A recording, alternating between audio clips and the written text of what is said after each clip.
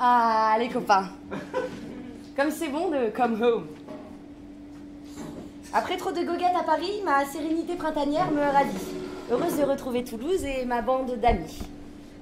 Quoique sérénité, faudrait pas trop en rajouter non plus, en bonne pétasse un peu bobo.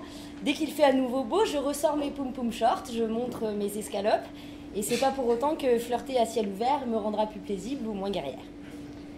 Nous voici donc dans une thématique tibétaine, bouddhiste ou zen. Je ne sais pas trop quoi en faire, vous vous doutez bien, je pratique plus la frénésie que l'ataraxie, et je bois bien moins d'eau que de vin. J'aimerais pouvoir vous dire que mes fallacieuses chroniques ne sont que des verbiages tantriques, mais bon, vous commencez à me connaître trop bien, et comme dirait tonton, chacun sa route, chacun son chemin. Et bon, quant à passer le message à mon voisin, je m'y attelle façon donzelle, défendant ma fureur de vivre, de verre en verre, non, je ne parle pas de picole, et attaquant toute plausibilité d'échange buccal à grands coups de picombière. Et oui, cette fois-ci, je parle d'alcool. C'est que moi, les religions, la théologie, j'y ai jamais rien compris. Et quand et vous voyez le grand prophète en jaune, là, avec son imperturbabilité, ben moi, perso, il me fait flipper. Non, sérieux, quand t'arrives même pas à savoir si le gars que t'as en face de toi est charmé, constipé ou écœuré, il y a quand même moyen d'être déstabilisé, quoi. Personnellement, j'aurais toujours plus d'empathie pour le maladroit expansif que pour le flegme tendance neurasthénique. Mais bon, faut dire que chez la meuf moderne, branchée, bonhomme émasculé et métrosexuel, le moine tibétain sans un poil a plus de potentiel qu'un barbu version djihad. Quoique, le profil hipster pourrait plaire aux bonnes sœurs.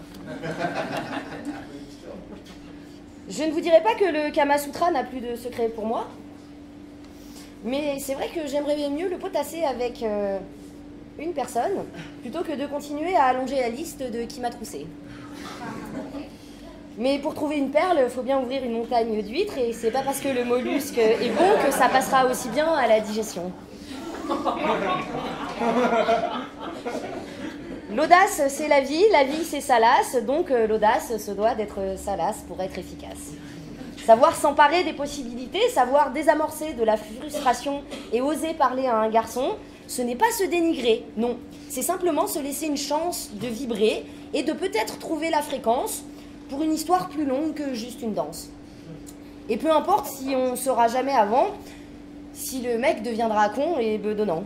Genre un mari qui dit à une femme qui dit à son mari, tu sais, t'as le corps d'un dieu. Oh merci ma chérie, c'est dommage que ce soit celui de Bouddha. Et puisque je clôture souvent par une citation, je finirai avec l'un des bons mots du grand patron, le Dalai Lama. On ne peut être aimant et compatissant sans contenir ses désirs et intérêts immédiats. Quand je l'entends dire ça, je me dis que ma purification du karma, c'est pas pour demain. Car dans ma religion de Mireille, il n'y a que le désir qui m'éveille. Et celui ou celle qui se contentera non pas de m'allumer, mais aussi de me garder consumé, je m'aime assez pour croire qu'il a tout gagné. Car je suis presque aussi peu catho que je suis bouddhiste, mais l'idée de rendre au centuple me permet de sublimer le rut.